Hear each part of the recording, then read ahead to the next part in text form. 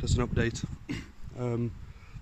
I've removed the rad, drained the oil, disconnected all the wiring loom, disconnected all the air conditioning and removed the overflow for the coolant. Basically I've labelled as much as I can, and I've also put tape around everywhere there's bolts, just to keep the bolts with the brackets and the bits that have come off. It's like, yeah, this is all the battery loom. I've put marks on it for what goes where.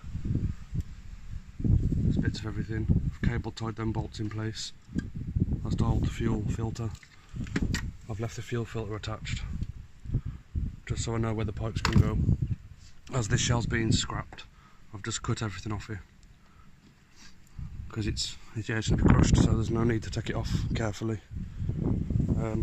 Remove the power steering reservoir. Yeah, got a few bits to detach on this side, but then the engine's pretty much ready to come out. Everything's out the way then. So yeah, just a bit of an update. A lot of it's piece to remove. It's just take out a few bolts here and there. There's no point in videoing it because it's not difficult really. It's just, yeah, you have to just keep a check of what you're doing and mark everything.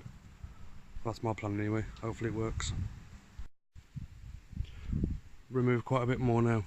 The gearbox is pretty much ready to come off. I've also pulled the struts off, hubs off and everything. All the wiring's unclipped now. So yeah, pretty much ready to pull the engine and the box now. I'll try and get a bit more of it on video if I can before I finish it. But yeah, it's actually really simple, which probably sounds daft, but there's not a lot to it. But I think that on the gearbox there is there's only 4 bolts. I've got to go and check more, but yeah, I think there's a pin you have to pull out of here. I've got to work out how to get that out. It's something to do with holding this, and if you don't take that out, you won't get the gearbox off. That'd just be a nightmare. So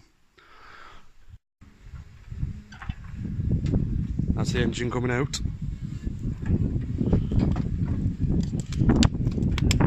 Be right there, lift it.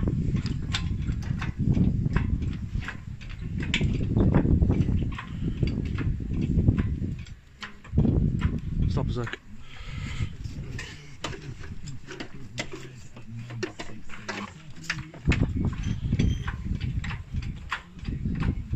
Nothing catching your side.